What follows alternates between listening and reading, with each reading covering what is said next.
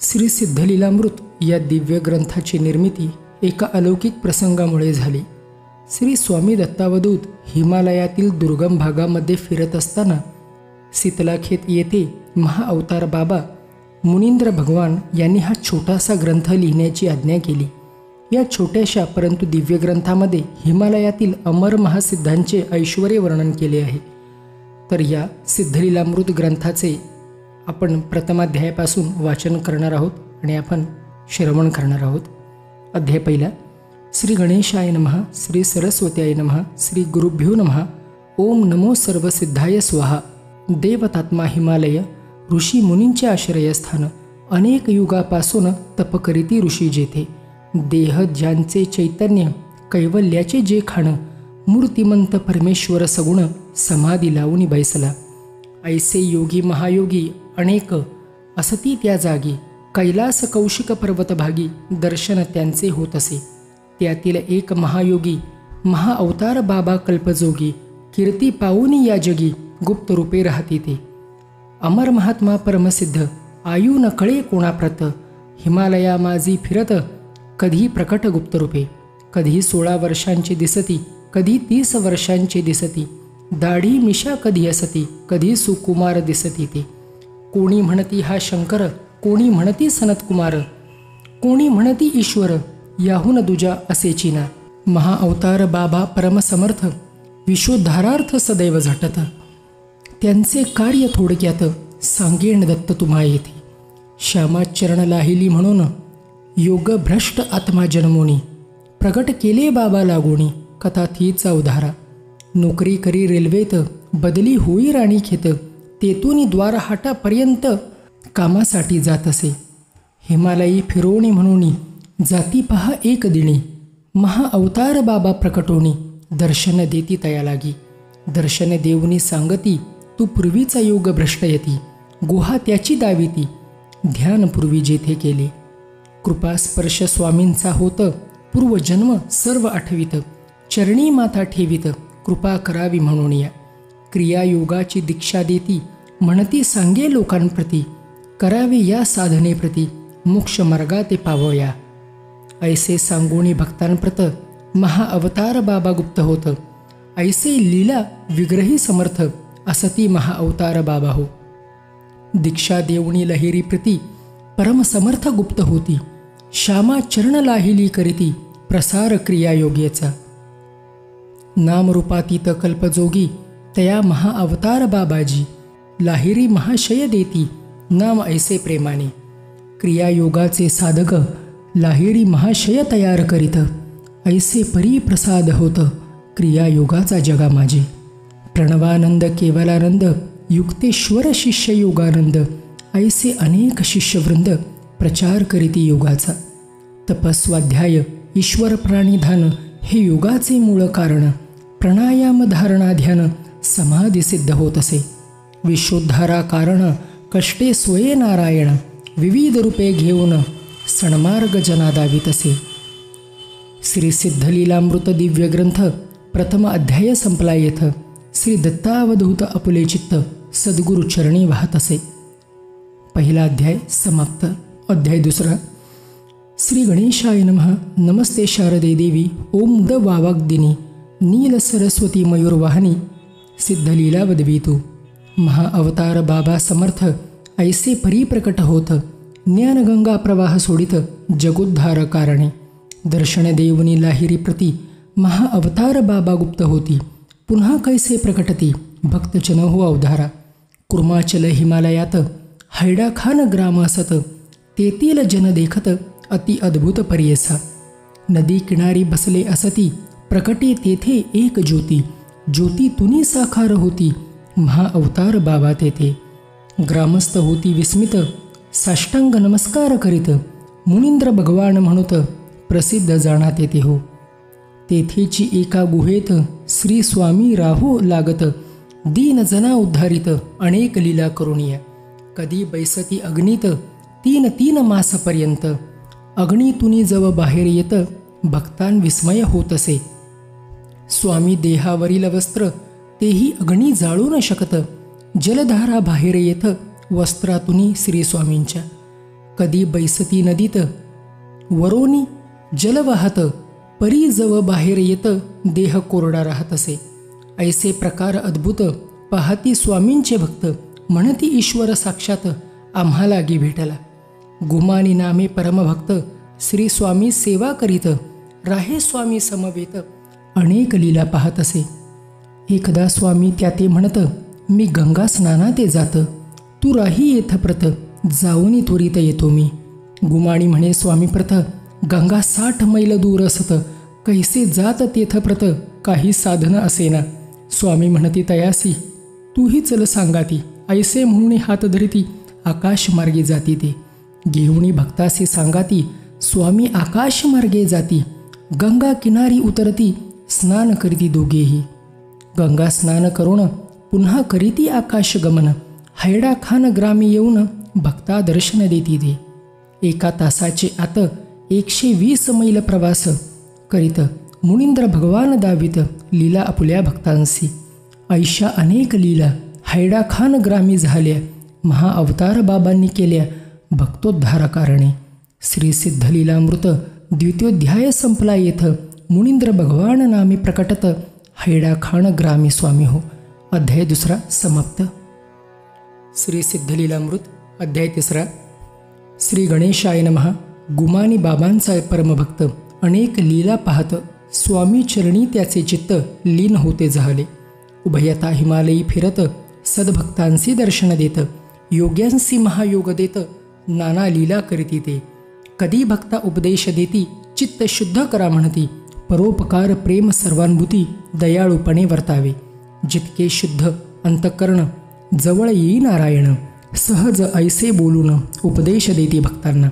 मुनींद्र भगवान आणि भक्त हिमालयी होते फिरत, बद्री नारायण मार्गात भक्त आजारी पडत असे.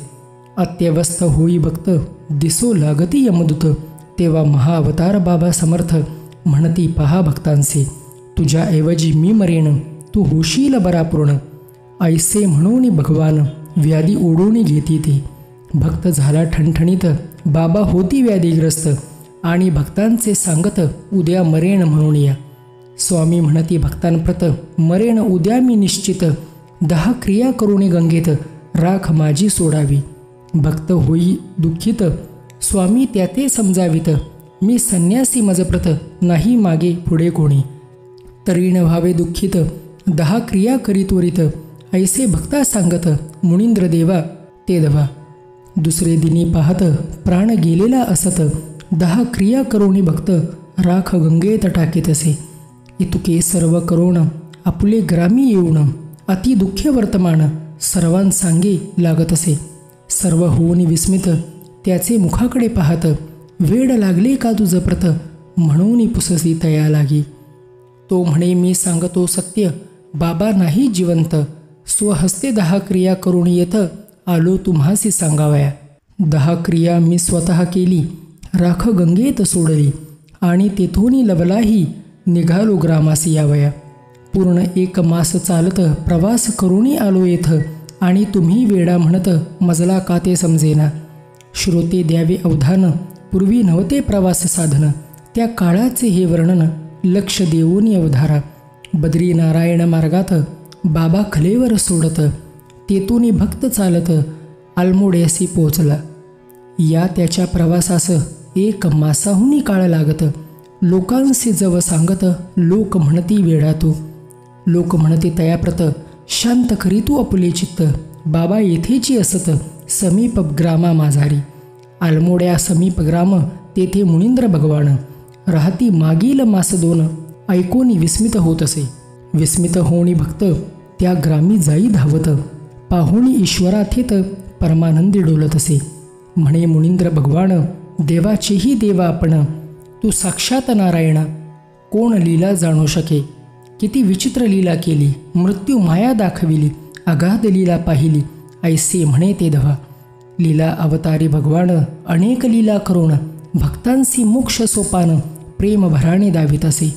जैसा भाव तैसा देव, हा येथींचा अनुभव, खऱ्या भक्तासी अभिनव लीला मिळती पाहावया. ज्यांचे शुद्ध अंतकरण भक्ती प्रेमाने गेले भरून, त्याचे स्वाधीन होऊन देवलीला दावीत असे. गुमा आणि श्रींचा परमभक्त अनेक लीला देखत, स्वतःचे गृही निर्मित एक गुप्त गुहा तेथे. कधी भक्तांचे घरी जात, गुहे माझे ध्यान करीत, एक चिमटा ठेवीत, स्वामी जाणा ते स्थळी. ऐसा भक्त भगवान रूप धन नारायण, जगा संदेश देण्या लागून, भूवरी जाणा येती ते. लीलाधारी भगवंत जगोद्धारा प्रित्यर्थ, नाना लीला दावित, भक्ती मार्गाती लावावया. महाअवतार बाबा समर्थ आजही राहती हिमालयात, ते अजर अमर संत लोकांकारणे राहती ते. तृतीय अध्यायी संपला येथ लीला विचित्र दावित, दत्तावधूत आपुले चित्त, स्वामी चरणी वाहत असे. अध्याय 3 समाप्त. ओम श्री गणेशाय नमः. ओम श्री सरस्वताय नमः. ओम श्री गुरुभ्यो नमः. अध्याय 4 श्री गणेशाय नमः. नमस्ते शारदे देवी सरस्वती मतिप्रदे, वसत्वं मम जिह्वाग्रे सर्वविद्याप्रदा भव. सरस्वती नमस्तुभ्यं वरदे कामरूपिणी, विद्यारंभं करिष्यामि सिद्धिर्भवतु मे सदा. महाअवतार बाबा समर्थ क्रिया योग प्रकट करीत, हिमालयी राहुणी गुप्त वरदान देती भक्तांना. श्रद्धेने जो स्मरण करीत, त्यावरी तात्काळ कृपा करत, मोक्ष मार्गाती लावित, ऐसा महिमा तयांचा. योगानंदा ते देवणी दर्शन, म्हणती परदेशी जा म्हणून, त्यांनी गुरु आज्ञेप्रमाण कार्य त्यांचे केले हो. कधी प्रकट कधी गुप्त, ऐसे त्यांचे कार्य चालत. महाअवतार बाबा समर्थ आजही राहती हिमालयी, विनम्रतेने करिता स्मरण, देती अनुभव विलक्षण, परमार्थ उघड करून भक्ता लागी देती ते. एकदा एका शिष्याप्रती श्री लाहिरी महाशय म्हणती, दशाश्वमेध घाटावरती जाऊन ध्यान करी तेथे. आज्ञेप्रमाणे भक्त दशाश्वमेध घाटावर जाणं, ध्यान करू जव लागत, पाही विचित्र ते दभा. तेजाचे गोल तीन तेथे येते गगनामधून, भक्त नयन विस्फारून अद्भुत प्रकार पाहत असे. महाअवतार बाबा समर्थ लाहिरी महाशय प्रकटत, तृतीय गोलामधून प्रकटत एक दिव्य देवता ती. त्या नवदुर्गा देवी प्रत महाअवतार बाबा म्हणत, विलीन व्हावे चैतन्यात, ऐसे मजला वाटत असे. तव ती देवी म्हणत, आपण चैतन्य देहासहित, तरी लोकोद्धारार्थ चैतन्य देह असो द्यावा. तथास्तु म्हणती समर्थ, तेगेही अदृश्य होत, सारा प्रकार पाहे भक्त विस्मयाने ते दवा. येऊन या गुरुपाशी सर्व सांगे तयासी, लाहिरी महाशय तत्क्षणेसी, वदते झाले पर्यसा. महाअवतार बाबा समर्थ देह ज्यांचा शाश्वत, कल्पतांपर्यंत सदेहाने राहती थे. हे कळावे लोकांप्रत, म्हणून तुझ साक्षी करीत, ऐशा लीला अद्भुत कोणी कैशा वर्णाव्या. राहीण कल्पांतांपर्यंत सदेहाणे कार्य करीत, ऐसे वचन बाबा देत श्री नवदुर्गा देवी ते. असो स्वस्ती श्री समर्थ अजर अमर कल्पसिद्ध, महाअवतार बाबा राहत हिमालया माझारी. 4 अध्याय संपला येत, परी भक्तान आनंद बहुत, हिमालयी राहते श्री दत्त, जग रक्षाया कारणे. अध्याय 4 समाप्त. इति श्री गुरुदत्तात्रेय प्रणमस्तु. श्री गुरुदेव दत्त. अध्याय 5. ओम श्री गणेशाय नमः. महाअवतार बाबा समर्थ कधी प्रकट कधी गुप्त, राहुणी विश्व कल्याणार्थ अगाध लीला करीती ते. राम ठाकूर बालवयात कामाख्या देवी दर्शनाप्रत, नीलांचल पर्वती जात गोहत्ती समीप जो असे. महाअवतार बाबा समर्थ अनंग देव रूपे प्रकटत, जीवनमुक्त सिद्ध मंडळी समवेत दर्शन देती बालका. बालका ते देवणी दर्शन, मस्तकी स्पर्शती चरण, तात्काळ अदृश्य होऊन राम ठाकूर जाती ते. 12 वर्षांपासून गुरुसहित गुप्त होऊन 40 वर्षांपर्यंत गुरुसहित राहती ते. सिद्ध मंडळी समवेत हिमालया माझी फिरत, परी कोणाही न दिसत अदृश्य रूपे राहती ते. प्रवास करण्याचे येता मनात, डेरा डंडा उठाव म्हणत, सर्व मंडळी अदृश्य होत आकाश मार्गी जाती ते. अनंग देव नामे ख्यात महाअवतार बाबा तेथे असत. महाअवतार बाबा नाम होत योगी कथामृत माझारी. नामरूपातीत अनंत अनंग देव मूळ असत, त्यांसीच महाअवतार बाबा म्हणत भक्त जनते प्रेमाने. अनंग देव परमसिद्ध जेव्हा भक्तांसी दीक्षा देत परिवर्तन होई देहात, देह अदृश्य होत असे.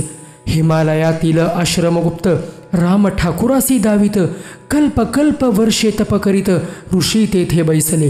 राम ठाकुर भाग्यवंत, गुरु भेटे परमसमर्थ, हिमालया माझी फिरत सिद्धांसवे असतिथे. ऐसेची एकदा पुसत काय करावे आहे मनात, राम ठाकुर उत्तर देत, जे होई ते पाहे मी. स्पर्श करुणी बैस म्हणती, राम ठाकुर तैसे करीती, समाधी आणि अदृश्य स्थिती होणी पहा जात असे. राम ठाकुर समाधीमग्न 36 वर्ष गेली निघून. मग अनंग देव येऊन जागृत केले तयांना. भिन्न स्थळ भिन्न प्रदेश पाहुणी राम विस्मित, म्हणे हे कैसे होत ते मज सांगा गुरुराया. ज्या जागी मी समाधीत बैसलो होतो 3 होत, आलो कैसा येथ प्रत, हेची मजला समजेना. अनंग देवतया म्हणत, मी आणिले तुझ येथ, समाधीस्त तव देहाप्रत अनेक स्थानी ठेविले. ऐसे अनंग देव समस्त, तेची महाअवतार बाबा होत, तयांचे चरणी नतमस्तक दत्त सदैव होत असे. सिद्धलीलामृत दिव्य ग्रंथ पठणे पुरती मनोरथ, अमर सिद्धांची कृपा होत हिमालयात असती जे. असो संपला ग्रंथ सिद्धलीला वर्णिल्या येथ, दत्तावधूत आपुले चित्त सिद्ध चरणी वाहत असे. अध्याय 5 समाप्त. श्री सिद्धलीलामृत संपूर्णम. इति श्री गुरुदत्तात्रेय प्रणमस्तु. श्री गुरुदेव दत्त. श्री गुरुदेव दत्त. परोपकारार्थ इदं शरीरम, ईश चिंतनार्थम इदं मनः, विवेकार्थम इदं बुद्धी, ब्रह्मज्ञानार्थ जीवनम. याचा अर्थ शरीर हे परोपकार करण्यासाठी आहे, मन हे ईश्वराच्या चिंतनासाठी आहे, बुद्धी ही चांगले काय वाईट काय याचा विचार करण्यासाठी आहे, आणि जीवन हे ब्रह्मज्ञानाच्या प्राप्तीसाठी आहे. तेव्हा आपण प्रार्थना करू. भरो शांतीने विश्व व्हावे आध्यात्मिक विश्व, भक्ती ज्ञान प्रेमयुक्त व्हावे अखिल विश्व हे. इति श्री गुरुदत्तात्रेय प्रणमस्तु. श्री गुरुदेव दत्त. श्री गुरुदेव दत्त. श्री गुरुदेव दत्त.